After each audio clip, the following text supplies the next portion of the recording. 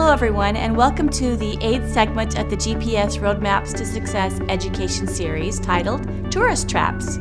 Joan Laubach, the leader of our Southwest chapter, as well as a wealth strategist with CSP Financial and the co-owner of Your Wealth and Health, is the presenter of this thought-provoking presentation. Joan is on the board of directors of the National Association of Women Business Owners and is active in the Southwest Valley Chamber of Commerce. She is also a co-leader of the Westside Neighborhood NAWBO chapter. Her passion is empowering women in transition. Before we get started, I would like to share with you that the education series itself is progressing on a journey of its own.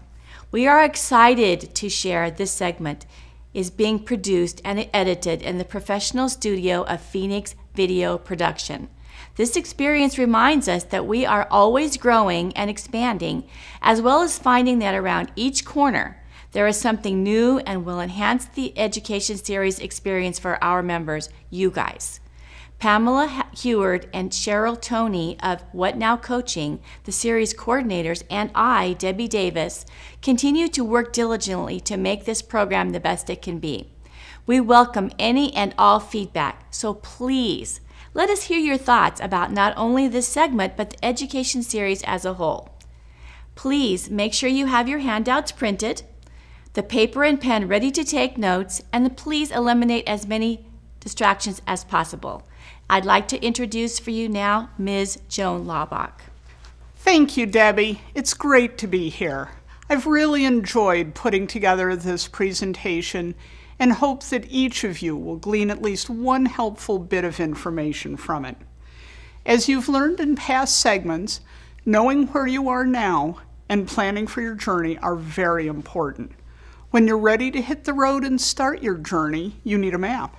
If we open up a map of the USA and decide that we want to drive from Phoenix to New York City, there are many routes that we can take.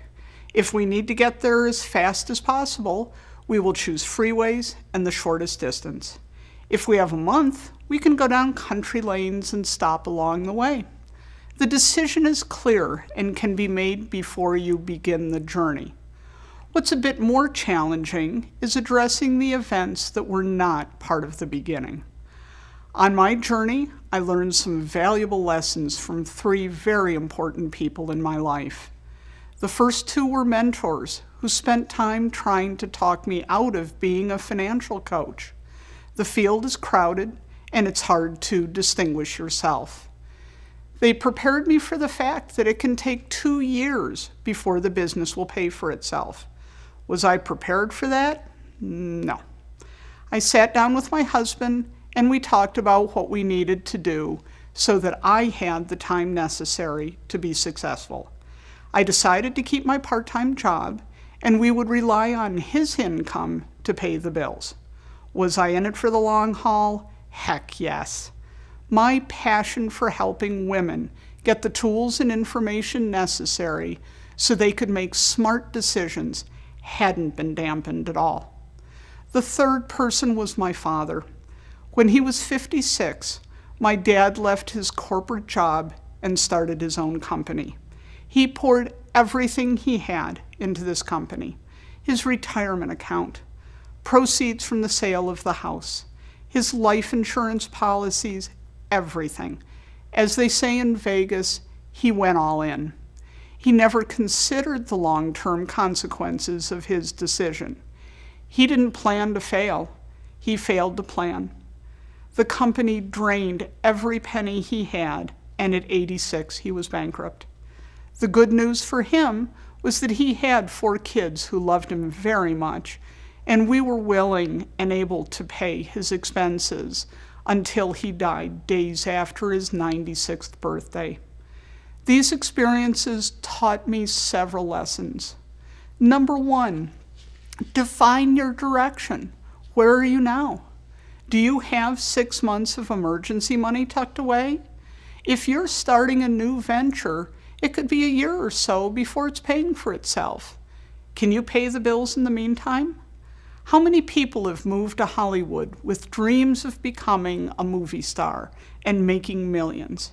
How many of those same people are now working at a minimum wage job? It's easy to picture overnight success and not see the years of hard work that went into that success. What startup costs will you have? Do you need to buy inventory and stock it?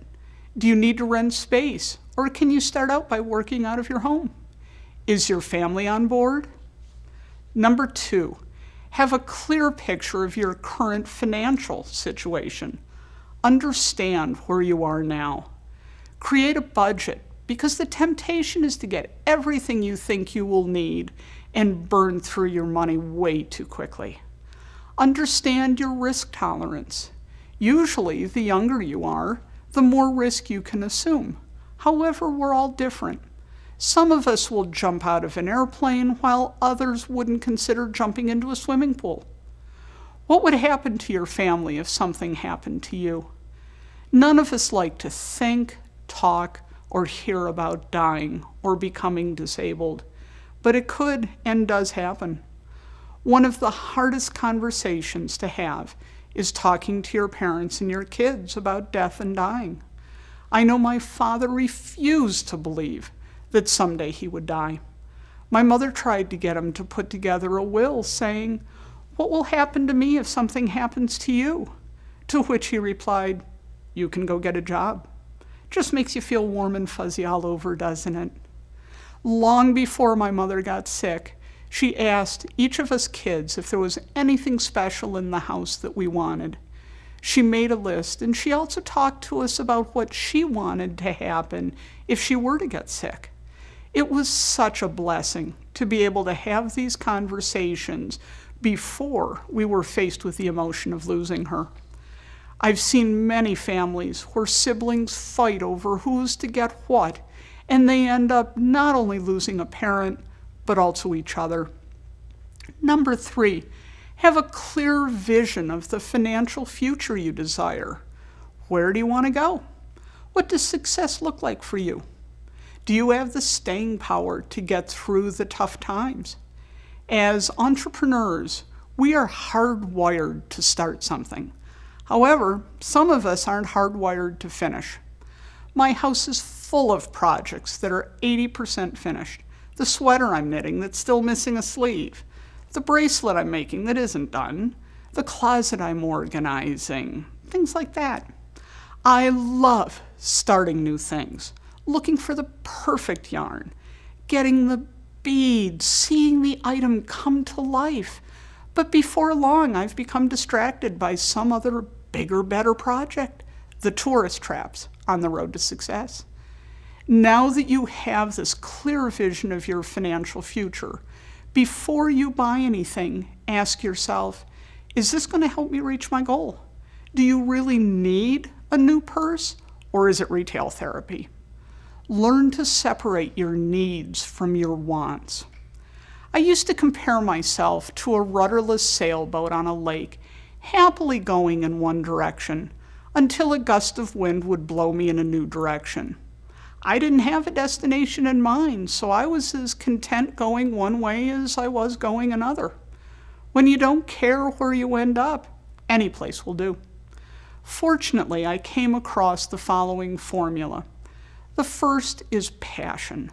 What gets you out of bed in the morning? What fuels the fire and keeps you going? The second piece is purpose.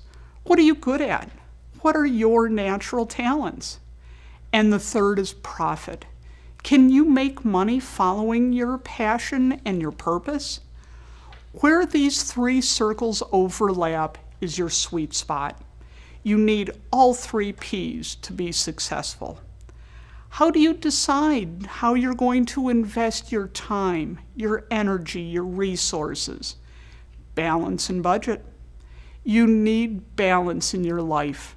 Remember the old saying, all work and no play makes Jack a dull boy? Number 4, how long do you have to get there? When we were kids and going on a road trip to Grandma's, my father always drove, and the only time he would stop was for gas. I would sit in the back seat reading all the billboards saying, "Dad, there's a man-eating clam at the next exit. Can we stop and see it, please?" No. When I was 25, I took off across the country by myself and had all the time in the world. I stopped at every, and I mean every, tourist attraction. I saw the man-eating clam. I saw the prairie dog village, the real Indian teepee, everything. It was wonderful. Now that I'm closer to retirement age, whatever that means, I don't have time to spare. When you have 40 years to save, all it will take is $150 a month, and you can end up with $1 million by the time you retire. However, if you have 20 years to save, you need to put away $1,300 a month. And if you have only 5 years to save, you will need to put away $12,800 per month. Quite a difference. Albert Einstein developed the Rule of 72, which explains how your money can grow when using the power of compounding interest. He called it the eighth wonder of the world. One of your handouts explains the Rule of 72. I would urge you to take a look at it. Number 5, figure out how to know what you don't know. At the beginning of my career as a financial coach, I was so excited about what I could do for people that I assumed everyone I met would feel the same level of excitement I did. As it turned out, this was not always the case. I was so discouraged when I would come home from a meeting and wouldn't have a sale. It took me a while to realize that I needed to work on my sales techniques. The first time I set up a meeting with a potential client, I asked my mentor to come with me. He let me run the meeting, and when we left without a sale, he said, "Joan, that person was asking for a glass of water, and you opened a fire hydrant." What a kind way to teach me that I needed to listen more and talk less. I started attending every sales training meeting I could find. I learned you don't know what you don't know. I hadn't given any thought to learning how to write a newsletter, what should be on your website, how to manage email lists, how to effectively manage my time, things like that. At networking meetings, there are a lot of people offering things to help you grow your business. While all of these things have a place in business, you need to decide what you can afford. Yes, it would be wonderful to have a beautiful website with all the bells and whistles, but is that a priority? For my business, I realized that I wasn't going to do most of my business online. I knew my budget, and I made decisions with the end goal in mind. When you plan your road trip to New York City, you need to decide where and when to stop. Many businesses go bankrupt almost immediately because the owner didn't plan for the long haul. So, what can you do today? Number 1, talk with a financial coach and look at the cold, hard truth of your current financial situation.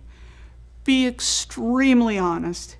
If you were to work with me, we would start by having you write down your monthly expenses. All of them. One of your handouts is a monthly expense report.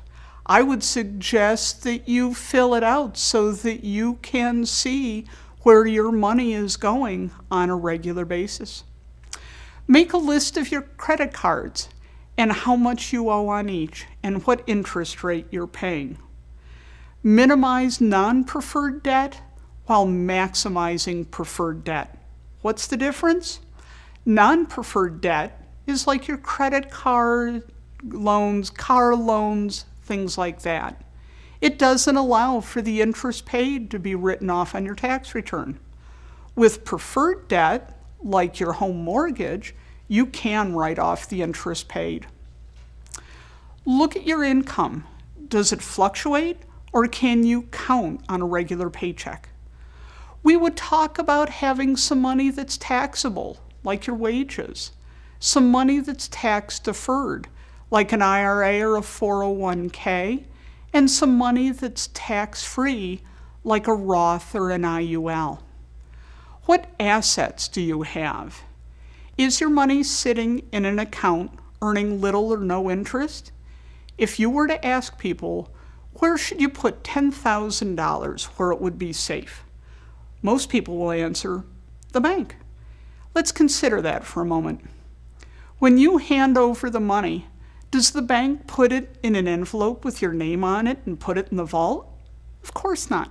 They invest it. How much interest are banks paying these days? 1%? 2%? What has the inflation rate been like if averaged over the past 50 years? About 3%. At the end of the year, what statement do you get from your bank?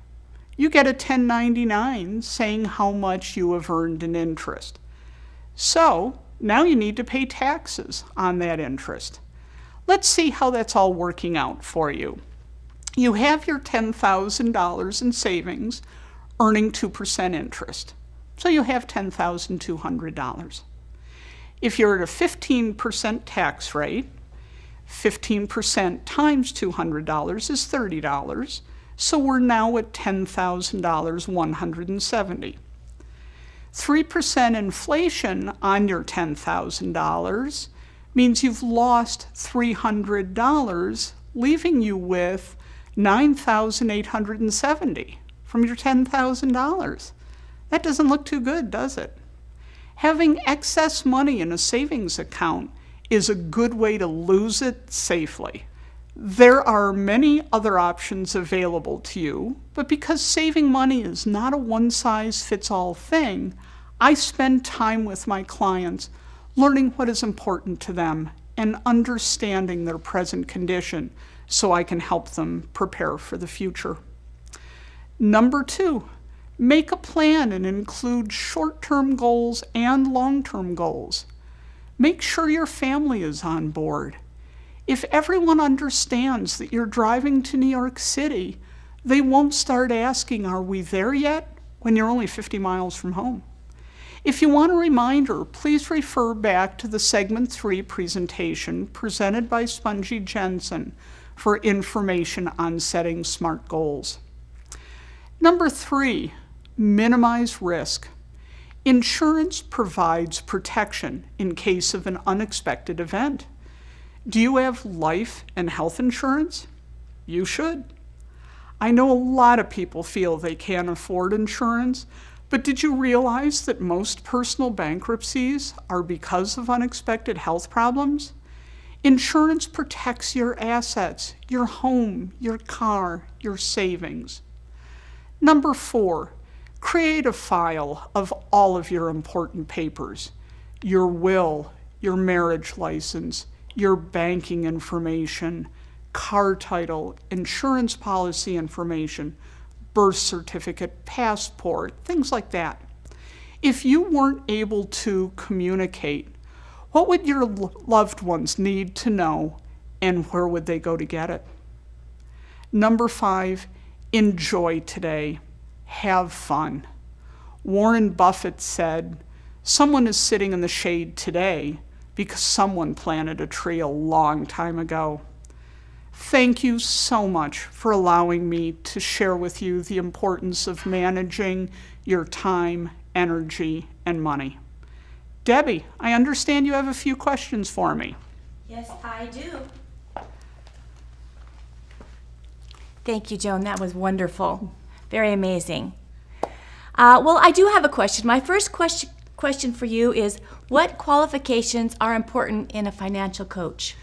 The first thing is that we are licensed by the state of Arizona. But even more importantly than that is the financial coach needs to understand you. It should be all about you. Very good, and I like that. I like that you are putting the client first because their interest is your interest as well. Yes. I can barely pay my monthly bills, say, for example. How can I think about preparing for the future? That's where that monthly expense report comes into play. So many people that I talk to really aren't aware of how much they're spending on a monthly basis. They may remember what they're spending on their mortgage or cable TV, but it's the small day-to-day purchases that can trip you up. The stopping for coffee, the buying the cute purse, things like that. So when you really know how much money you're truly spending on a monthly basis, a lot of times there is money left over that you can put away for your future. Thank you so much. Can you talk to me a little bit more about risk insurance? Risk tolerance. Can you talk a little bit more about risk tolerance? Yes, as I said before, risk tolerance in general goes with your age. The older you are, the less risk you should assume. However, we're all different. Some people do like to jump out of airplanes. I don't. So the bottom line comes down to what can you tolerate okay. The bottom line comes down to what does your stomach tell you? If your money's in the stock market and the stock market drops 20%, 30%, as we've seen can happen, will you still be able to sleep at night? One of the biggest jobs that I have is talking to my client so that we can work together to decide what's the correct level of risk for them. So you can be on the same page. Yes. How can I determine the right level of risk for me? And that's where I talk to you and get to know you as a person, see where you are along the road to retirement. How many years do you have before you want to retire? What sort of money are you going to need in retirement? And what do you as a person tolerate in terms of risk? Thank you so much, Joan. Those are great insights and they have been very helpful. Thank you, Debbie. Okay. If anyone has questions for Joan, feel free to reach out to her directly. She has told me how happy it makes her feel to do what she can to educate and help women understand their financial options and how to make the choices that work the best for them. The next month's Roadmaps to Success Education Series segment is titled, I'm Lost. And haven't we all been there at one time or another? Marie Clancy will talk with us about how no one achieves success alone. When feeling lost, it is time to rally the team that you built when you participated in our 5th education segment. Find out about tracking tools available to keep you on your path. Learn how to utilize your team to refocus and re-clarify the roadmaps to your destination as well as for staying on target. Marie is a member of the GPS Northeast chapter and wears several professional hats. She is passionate about helping others find tools that will help them enjoy the journey to their goals. She currently represents 3 companies with life-empowering concepts. One is Send Out Cards, an amazing, simple system for creating and sending inspiration to others. Another is the 90-Day Health Challenge, which is a nutritional system for creating better health for your body that gives you the energy and the discipline to cross the finish line looking good. And the third is Cure on TV, which provides a daily inspiration from a multimillionaire who coaches others to achieve successful mental focus. It is no wonder that Marie is presenting I'm Lost. She knows how to manage multiple responsibilities and keep from feeling lost. The GPS community is here to give, share, help, and support. If any of you have a question, could use a pep talk, have something to share, whatever it is, please reach out and we will put you in touch with those who can meet your needs or those you can assist. Our network is expansive. Please join us again next month.